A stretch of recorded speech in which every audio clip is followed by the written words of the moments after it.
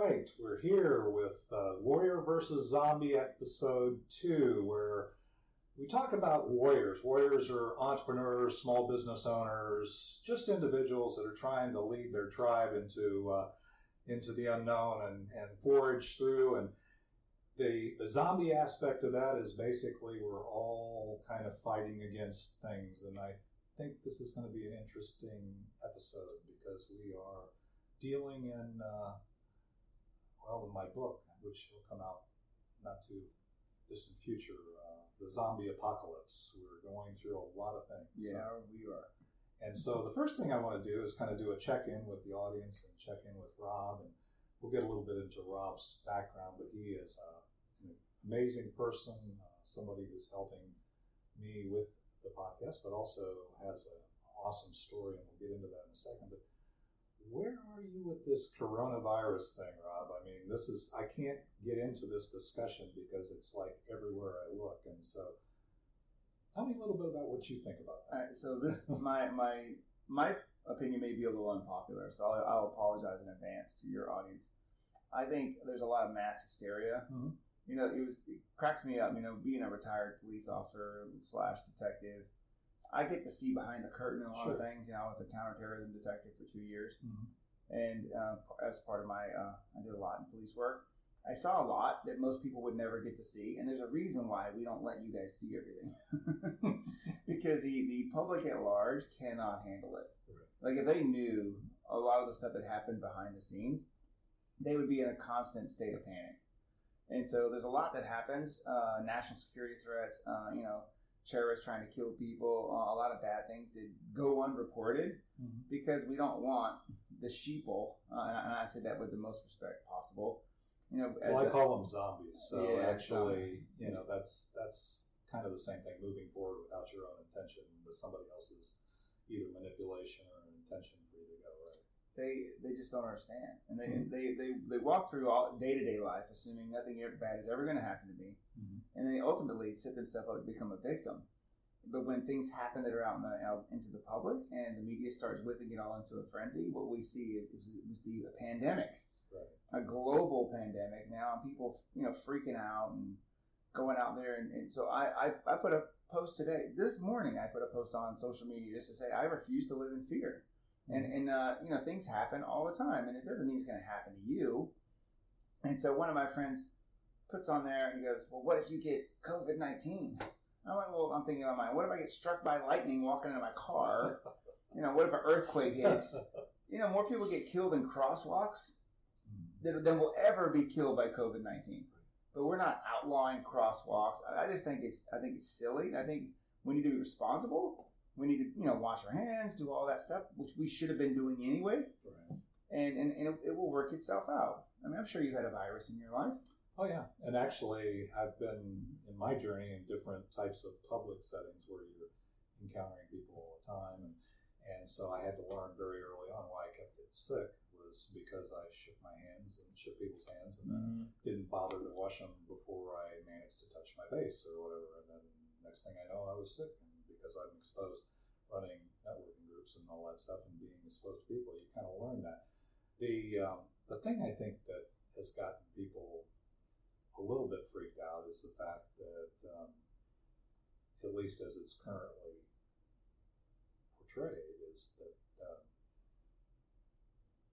you can go along without any symptoms and be asymptomatic, but yet be carrying it. And I think that's what freaks people out and what's probably enabled them to keep us away from each other in the social distancing conversation. Yeah, and that could be the same for hepatitis. That could be the same for HIV. That could be the same for a whole lot of a host of other things. Here's what boggles my mind. So there's this thing called the law of attraction. And say what in the whole idea behind the law of attraction, I call it really it's just prayer. But some people who don't believe in God, they call it law of attraction. Anyway, it's about focused intent, right? Are you familiar with your RAS filter? Do you know what that is? No. Okay, so a RAS filter is something in your brain. So when you tell your brain to look for something, like for example, if you're driving home right now listening to David's show, focus on white Hondas. all of a sudden now you'll see tons and tons of white reticular Honda. activating system. Yeah, okay, RAS. RAS. Okay, RAS I just never called it RAS. Okay. So I understand reticular activating system. Okay, and so you get what you focus on, and so when you focus on negativity, it draws it to you, and it may have been there all along, but now you're noticing it more, and now you're freaking out more. And so now that's why these people are grossly overreacting. There's two mindsets in the world. There's a mindset of scarcity, and there's a mindset of abundance. And see, the scarcity people are the ones that are buying up all the toilet paper and buying up all. Yeah, can you help me with that? I was out of town for a week in Washington State for all people who want to really freak out. Yeah. I got back and I forgot to get toilet paper before I left. And literally yesterday, the day before, I went to the store thinking I'll just pick up a pack of toilet paper because I've got one roll left in the house. Wow. And there was literally none. Thank God I have friends, and somebody brought me a pack of toilet paper to the meeting that I had Monday evening. Wow. So that's just the panic thing, the fear-based, oh my gosh, am I going to be holed up in here and not have access to toilet paper? It cracks me up. So like these friends of mine, like, and you know who you are. Yes. You're on social media and you're posting pictures of empty shelves and you're posting all this stuff and like, okay, listen, walk around the rest of the restaurant or the rest of the shopping center and the aisles are full of other food. Maybe you don't have what you want, but it's not like you're gonna die. There's plenty of food. You can still go to a friggin' drive-through and buy a hamburger. Like, calm down. And so when I see these people freaking out, I'm like, you're part of the problem. Yeah. And like one of my friends, like, they'll probably see this and I'll get a nasty email. They message me on Facebook. Well, if you're not worried about this, then you're being irresponsible. There's a big difference between being scared and being responsible. Sure. I will be responsible, but I refuse to live in fear. God says don't live in fear. I'm not going to live in fear. Yeah. Well, I think we're more aligned than you realize, but no, I'm not offended. I'm certain that somebody in one of our audiences will find something.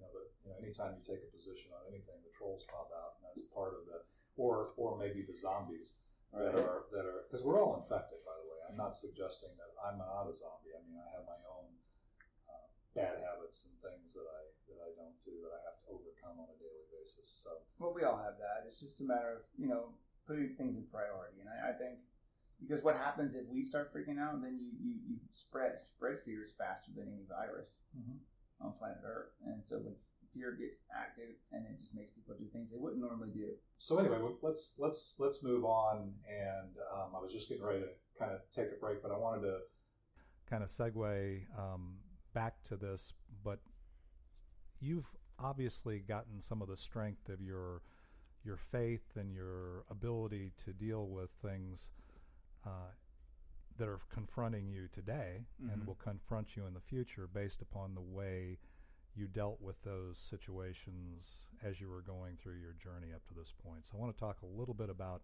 some of the threats, zombies, things you've overcome in your journey, anything, or just tell me what would be that when we come back. Okay, let's take a quick break. Sure.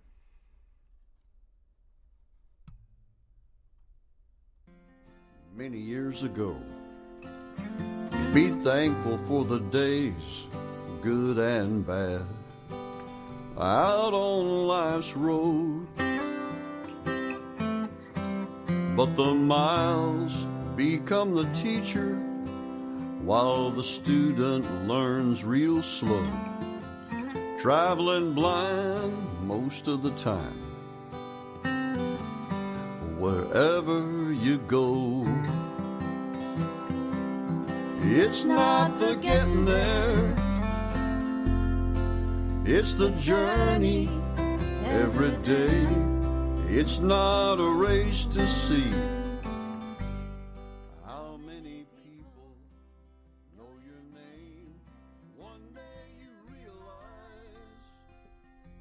All right, we're back, and with Rob Griffin, and this is Warrior versus Zombie, and we are live on the podcast and having a good time here. We just talked about COVID-19, the coronavirus, and the spirit of fear and the spirit of faith and the differences there. And as a warrior, and again, that one, I haven't known you that long, but what I've learned about you is you truly are a warrior and have been so in many aspects of your life, with your family, with your career. Tell me a little bit about that. How have you gotten to where you're at right here? So it's all about perspective. Okay. See, like, being a police officer was great training for life, but I had training early on how to deal with adversity because I grew up in a household that was not smooth and was not pleasant. I had siblings that had substance abuse problems, and so there was turmoil on a daily.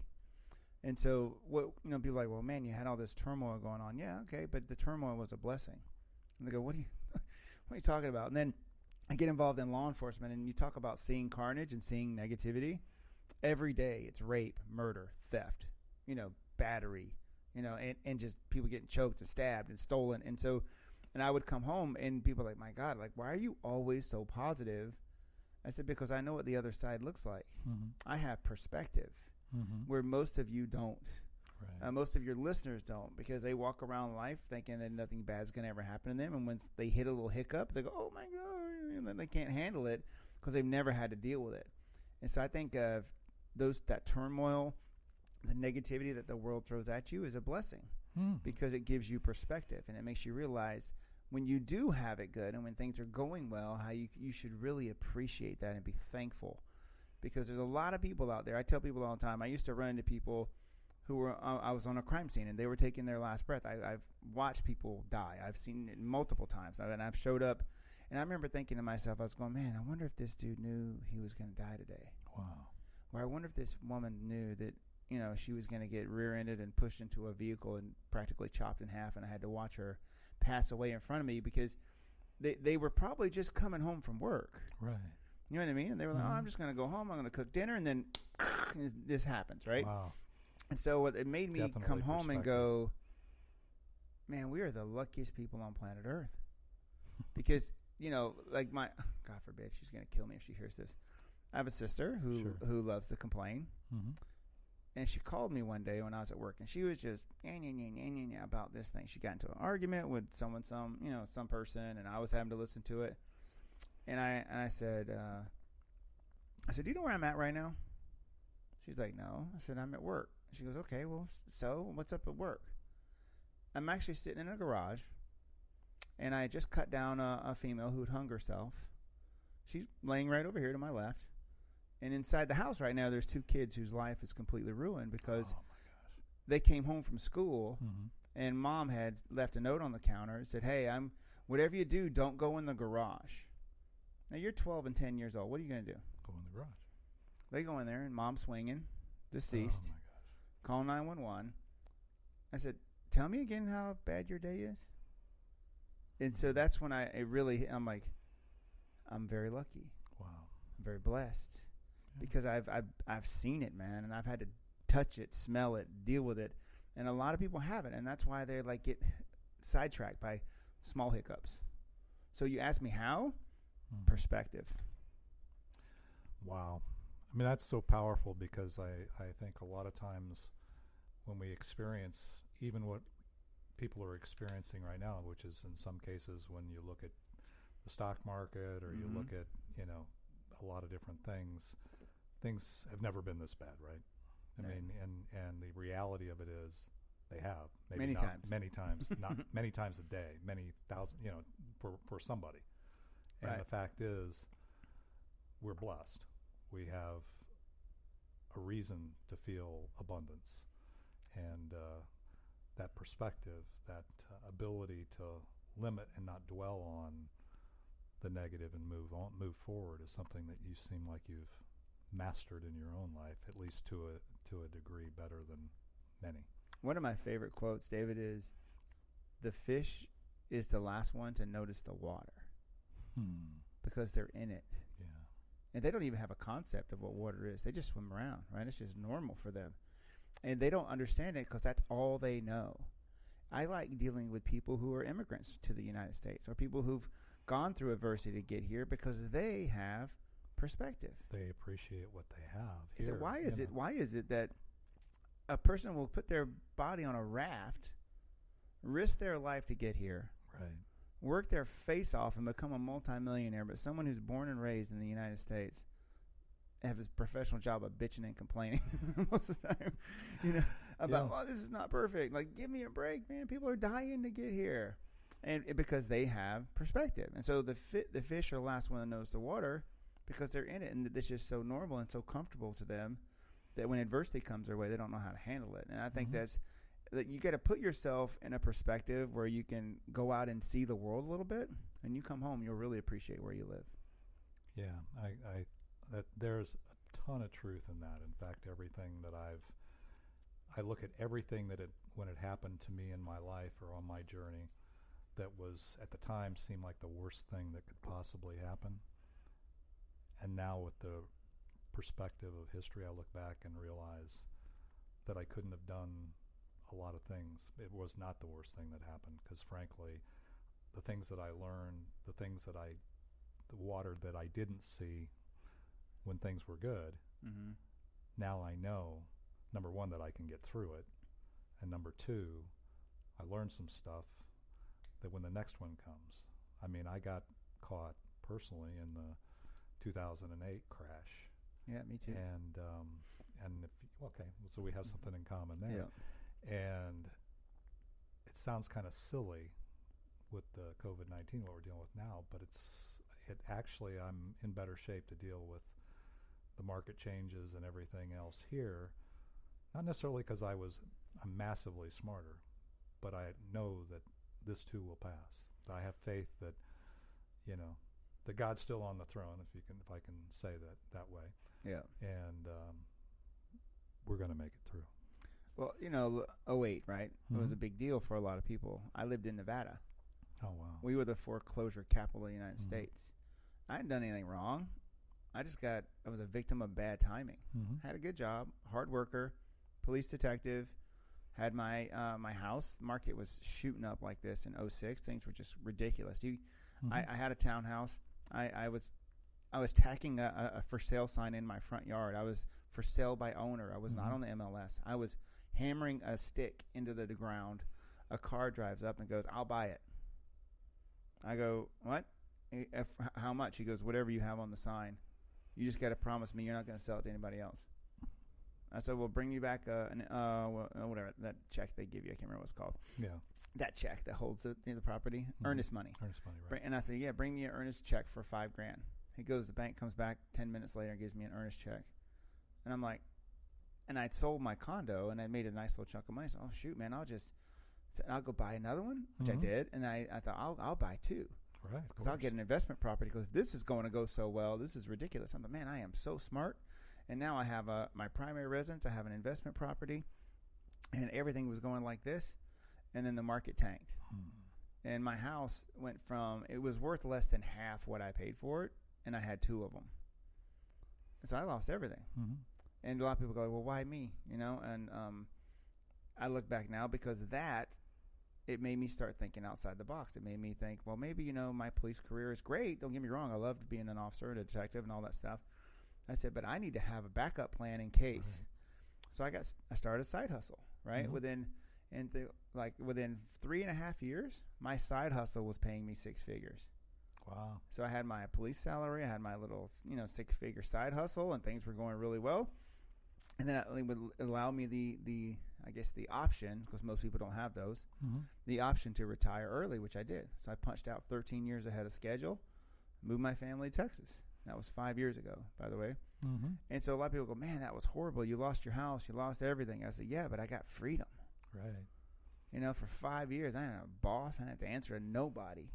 Had I just stayed there, I mean, who knows? I'd probably still be a police officer today. Had 2008 not happened, I can almost guarantee you I'd probably still be a police officer in Nevada. Right. And I look back now, last year. And I wouldn't know you. So this correct. That would be a real loss for me. Yeah. So.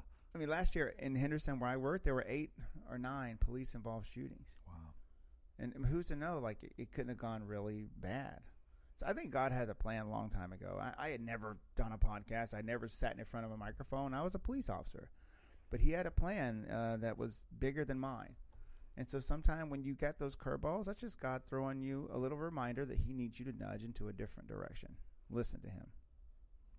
That's a great way to end this segment. Let's come back to the segment. I want to talk to you a little bit about kind of where you are right now and where you want to go with the things that you're doing now.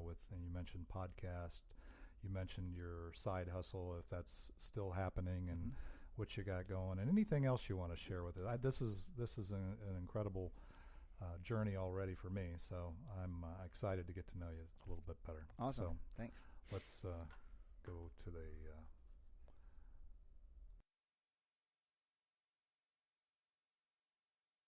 Time was worth more than the gold. It's not the getting there. When you get there, you'll know. Funny how wisdom and youth are always two different games. The years flew by so fast, is the common human complaint. The memories in our minds turn to diamonds in our soul. And by the grace of God, on down the road we go. All right, we're back here, Warrior versus Zombie, and we're having a great conversation on everything from coronavirus to the 2008 crash to abundance to scarcity to, gosh, we've covered a lot of ground here, Rob. Let me get this all the way down here so we can talk. I want to hear what you have to say, because where you're at now has already been a blessing to me with the whole podcasting, but I know there's more to that story and how you got into this. It wasn't like part of the plan, and I know that you're blessing other people with things that you've learned and going through this, and you're still, building your main business and all this kind of stuff. So tell me a little bit about that. Man, I got so much going on. It's hard to keep track sometimes. Like, my mom's like, you're starting another business? I can't help it. I'm a serial entrepreneur. So I'll tell you, I started a side hustle while I was a detective out of necessity. Mm-hmm. If I hadn't been thrown under the bus like I was, that would have never happened. And because I was having a good time, I was making good money, good benefits. But it forced me to start thinking like an entrepreneur. And that's what really changed me. They say you formal education can make you a living. Personal education can make you a fortune. And so I had given up on study in school when I got out of traditional school, and I just stopped doing that. And then getting involved in direct sales, it really made me start pouring into personal development. I started reading books and listening to audios. I shut off the damn TV and started focusing on good stuff. Mm-hmm. And good advice right now, right? Yeah, and so I was literally feeding my brain as opposed to just entertaining myself. And what it did, it changed me as a human being. Mm-hmm. And then I also started hanging around good, this is going to sound bad, good, clean, wholesome people. Mm-hmm. When you're an undercover detective and you're hanging out with scumbags, and so your perspective is different, right? Because I remember I'm swimming around in that water, and that's all I know. I started hanging around spiritual people and good people, and I actually got saved at a business convention, call it 7 or 8 years ago. Wow. So it's been that it's recent. Yeah, it's awesome. Been relatively recent. And so it really changed me as a human. Like the dude today and the guy that I was 8 years ago, completely different people.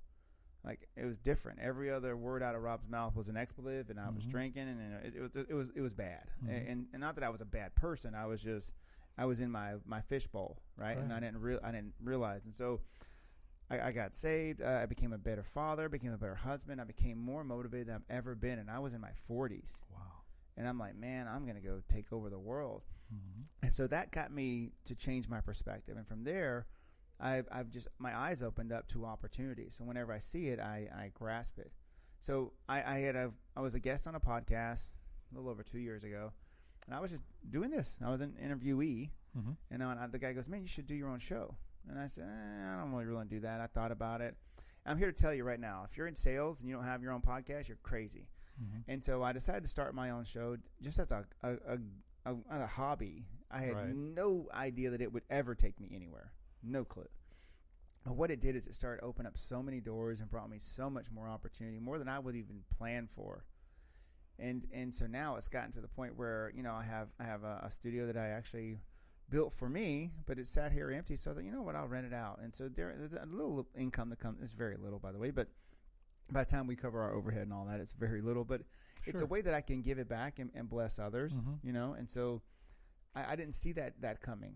And again, we get back to that whole tug that God's going to pull on your heart, right? Like He'll tug you in certain ways because He's got a blessing for you. And I can think of the analogy, David. Like, you ever see that meme or that picture online where it shows a little girl and she's got a teddy bear behind her back, and it's got like God, and He's got this no she's holding the little teddy bear, and God's standing in front of her, and He's got a huge teddy bear behind His back, and she's like, no, but I love my bear. And the whole idea is because we don't want to let go of the little bear because it's comfortable. Sure. But you got to get uncomfortable to get that big prize. And so I would challenge you to get uncomfortable. And so that's what I've been diving towards, uncomfortable lately. Every chance it comes my way. Like, I had these two young men approach me, and they were a virtual reality company, and they were building video games. And I said, have you ever considered using your talents to train the police? And they're like, no. I said, well, man, you realize the opportunity that's there? Yeah, for sure. And so it was just an idea. We took the idea, we entered it into the big idea competition at UT Dallas 2 years ago, and we won the whole thing. Wow. 264 companies were pitching. You guys won. First place. Wow. We won $30,000 in prize money. We took that money, formed a corporation now, and we have clients like the United States Air Force. We just onboarded Colleyville Police Department. We just onboarded the Collin County Sheriff's Department. We're in the process. We're in contract negotiations with NYPD. Wow. We're in contract negotiations with Department of Homeland Security. Wow. Yeah, I know, right? So this has exploded, and this was a byproduct of, as I understood it, and kind of looking as a conversation where you were doing a podcast with somebody, and they were talking about, like we're doing, they were talking about their stuff, and after or during the you said, have you ever, and that idea came out of that 100%, which is amazing, because that's exactly when you're moving and you're going forward. I think that's one of the things that is probably a good message for this very point in time, is no matter what you do, even if you're taken off of your main game where you can't get out of your house or whatever, there's something that you can do, right? And the opportunities will appear as you're moving forward, and that's obviously one of the things you figured out, and it seems like it's pretty consuming. It's been unbelievable. Like, you can't script this stuff, man. You can't make it up. And then so like that's going along, right? And God has these crazy plans.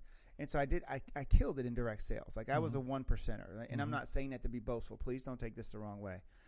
I find out when you add hard work to almost anything in life, you will win.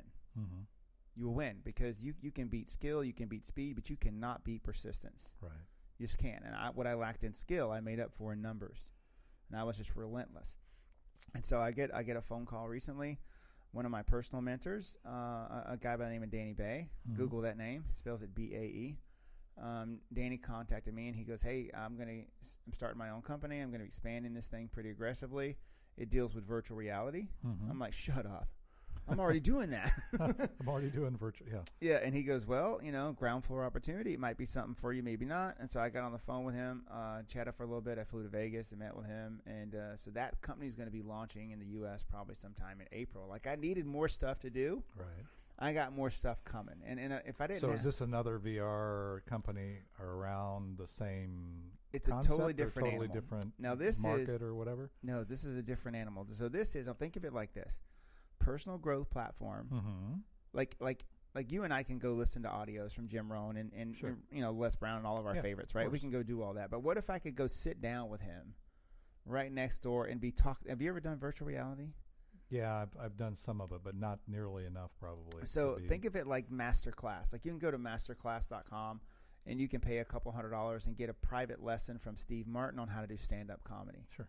But think of that in virtual reality. So instead of just being an audio recording, you're sitting down with the dude and he's like here with you, like this. So is it interactive like this too? Yeah, or it's not as interactive, but it's a quality content that's immersive.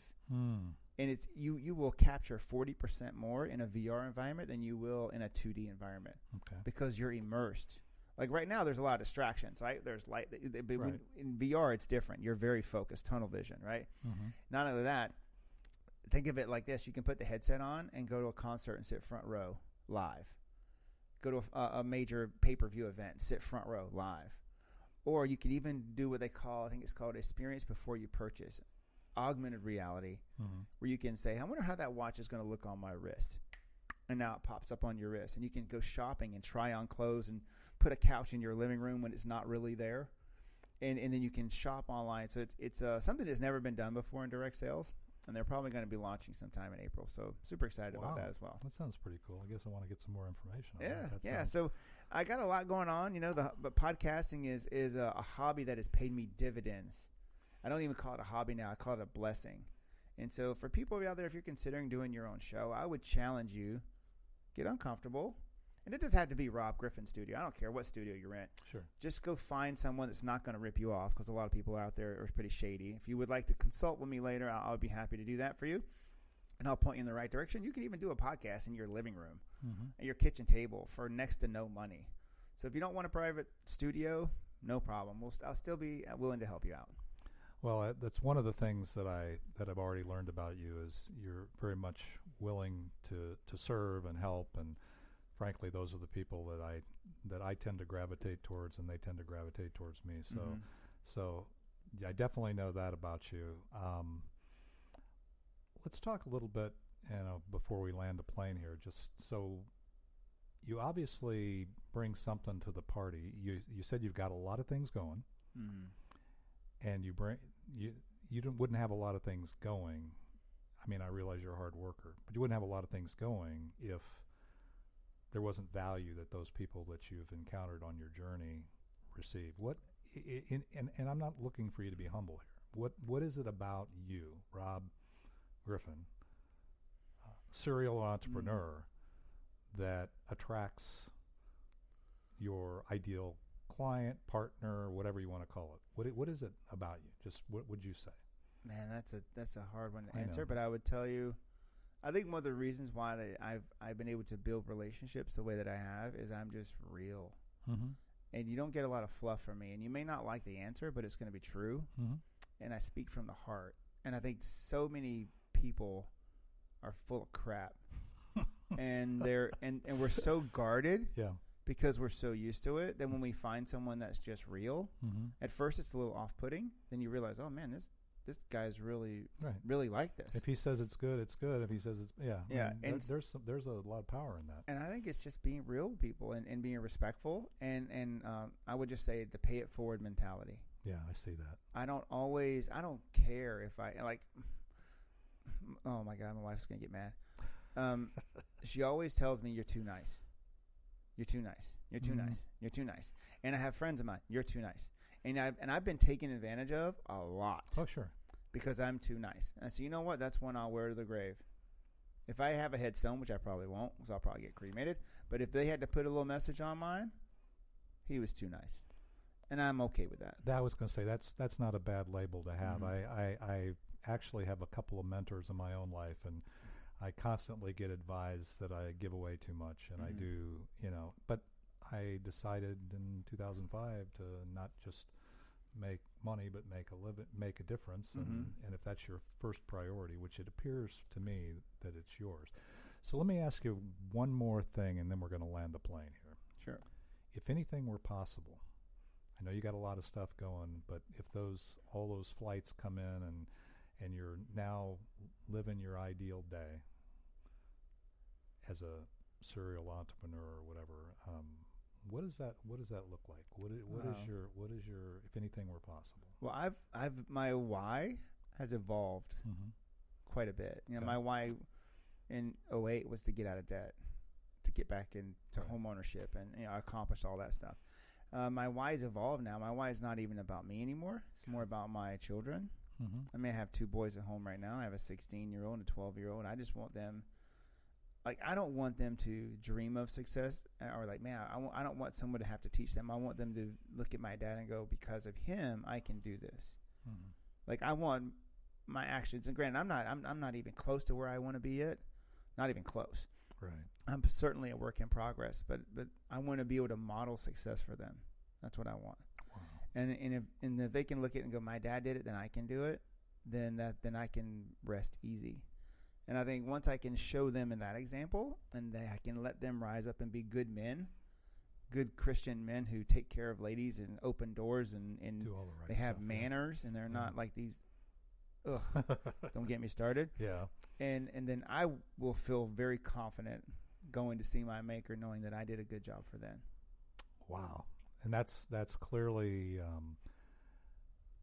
I know the paying the bills and doing the other things are all things that become consuming for folks along the way, but you now just gave me an answer that lets me know that you're playing an infinite game. You're looking beyond your lifespan and having impact beyond that, and I think that's kind of one of the secrets to success I find with most warriors, that because the zombies the bad habits, the things you have to overcome, the challenges, the hard work that you need, all those things, the daily battles are going to be there. But if you're looking to something as powerful as where your children are, and being able to model that behavior, and that they will go on with your vision or their vision aligned with where you're going, I can't think of a more powerful legacy to leave and a thing to do. And you're much too young to worry about legacy, but I think it's something that we probably could learn. I could have learned earlier in my life too, and that's one of the things with the song we're gonna play as we land the plane. Before I do though, I want to ask you one more thing. Sure. If it's okay. Yeah, of course. What one thing would you tell the warriors listening to this podcast to do today? Oh man, I would say embrace failure. Okay.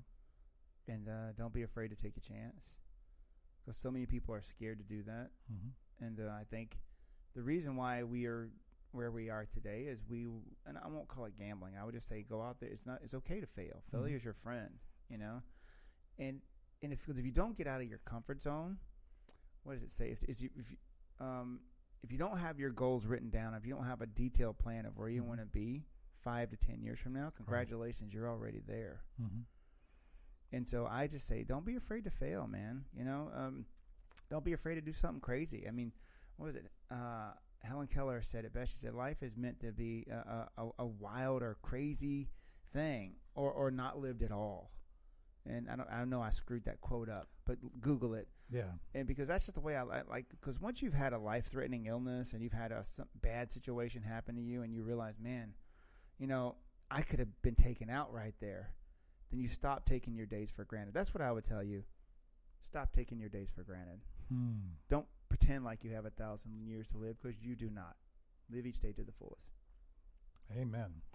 That one's one that I definitely want to do. So, well, thanks everybody for joining us here on Warrior versus Zombie. For on Facebook Live, you got to see some of my miscues, but we had a lot of fun here, and actually really amazing content, Rob. I'm really thankful that I have you here and giving us this advice. But live each day as if you don't have another. I mean, make the best of it. Embrace the challenges. We're all going through challenges today, but one of the big takeaways I have from Rob's message is we will make it through. That we operate on faith, not fear, and don't take for granted the days, which is it's the journey every day. That's Amen. One of the theme songs of this podcast. So thank you guys again. Warrior versus Zombie. We'll be back next week, and we'll with another episode. And it's great having you here. Thanks for having me on the show, Dave. Thanks, Rob. God bless, guys. Time was worth more than the gold. It's not the getting there. When you get there, you'll know.